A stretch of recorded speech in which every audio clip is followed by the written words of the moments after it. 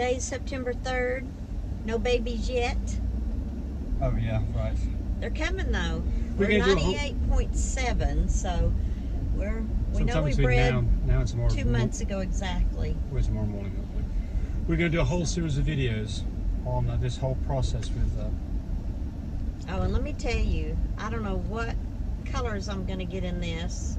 I do know there'll be merles. I do know that there'll be full fluffies and fluffy carriers. And if they're not a new shade or an Isabella, I know they're going to be lilac and tans or platinums carrying testable. So, can't wait. Yep. The structure's going to be great. It's So Slice is his name. Mandy Pilgrim's yeah, stud. we'll do more about that. We're a bit limited on time here. So Okay.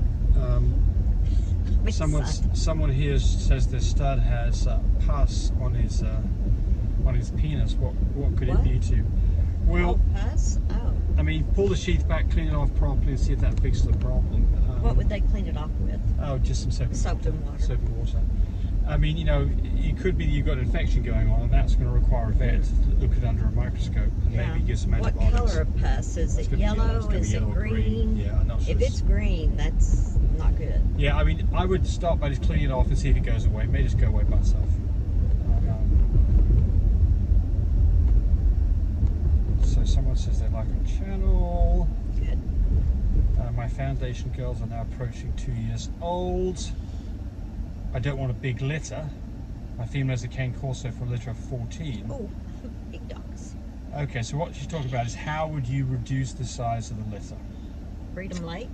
Yes. It's the only thing. That's it. Yeah. You run the risk of not getting a litter.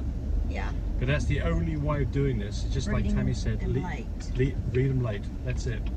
Oh, we gotta put some glasses on. There's sun. So somebody from Australia, CBK, says, great comments, say massive thank you for the work your family do. Has helped us massively. We welcome. Oh, raise the bar for breeders. I can't thank enough. Well, thank you. Nice. Strong CV says, my female Frenchie will be 4 in December. She was AI'd the first week of February this year, but unsuccessful. She had 2 litters before. I'm still waiting on the next heat. I'm worried because it's a little late. Okay, so January, February, March, April, May, June, July, August. Nah, not really. Nah, you're right. Don't worry about it. You don't have to do anything. She'll come in. It'll be fun. Yeah. I'm waiting for one female to come in heat. She's like almost 19 months old. Yeah, there you go. She might have had a silent heat. And the reason why they call them silent heat, because you don't know that they came in. So, waiting patiently. So yes, how long for heats normally? Normally 6 months, but it varies by breed and it varies by dog. So. And she's a big girl, and you'd think, oh, she'd come in heat sooner. Well, I've got a small girl, and she's fixing to come up a year old, and she hadn't come into heat. And AKA so Pella88 says, how do you guys feel about kenneling up your females after the last day of breeding to prevent her from absorbing her litter? I've had a female not take for the first time. So look, there's no way that there's going to be any absorption of puppies. That goes on later on, you know, maybe 3 weeks, 4 weeks, 5 weeks into it, not a few days into this.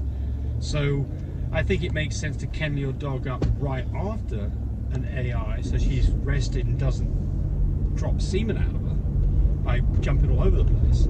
So we typically put the dog into a crate for an hour or 2 after a breeding. That's it. At what age? This is John Mellot, 6310. She's obviously bought our whelping system. We appreciate that. At what age in weeks should the heat be turned off on the whelping system? Oh, well, that determines on how many babies, how healthy they're doing, no problems. I mean, I've had it on up to 6 weeks, so I mean, 4 weeks is debatable. Yeah, I'm gonna say 4 weeks. I mean, here's the deal: you can't cook them. Now in the wintertime, you want to definitely keep them warm. You don't want any cool. Yeah, if they're hanging out under the pig rail where the heat is, let them continue. Yeah. They're not going to get too hot because it's just now, like if there's a whole bunch of puppies in there with mama, they get warm, their body heat. Right, but it's like you in a fireplace. You don't get too close to the fireplace. You move away from it a little bit to regulate your temperature. Puppies do the same thing. If you find your puppies are not staying under the pig rail, turn the heat off. Yeah.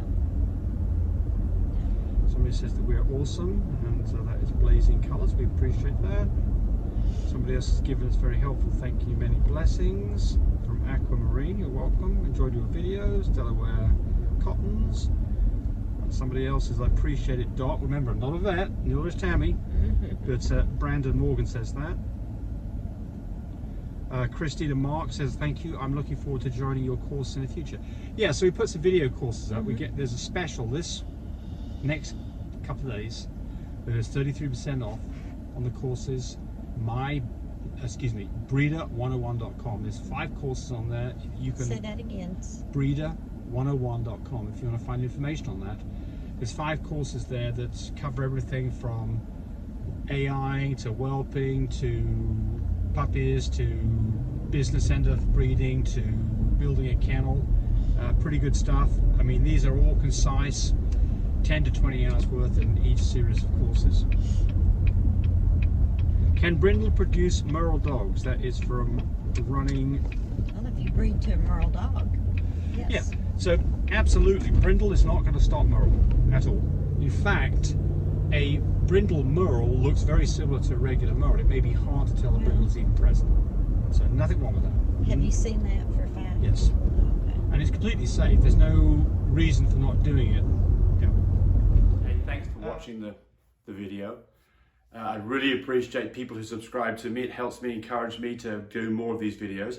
But do remember, disclaimer here, I am not a vet. I'm not a licensed medical professional. I'm purely a person who's been breeding dogs for the last couple of decades. Any information that you got from this video, use at your own risk. There's nothing implied here, and certainly this should not be used as a substitute for advice from your veterinarian or your medical professional. I hope you enjoyed the video. Come back for more of them. Bye.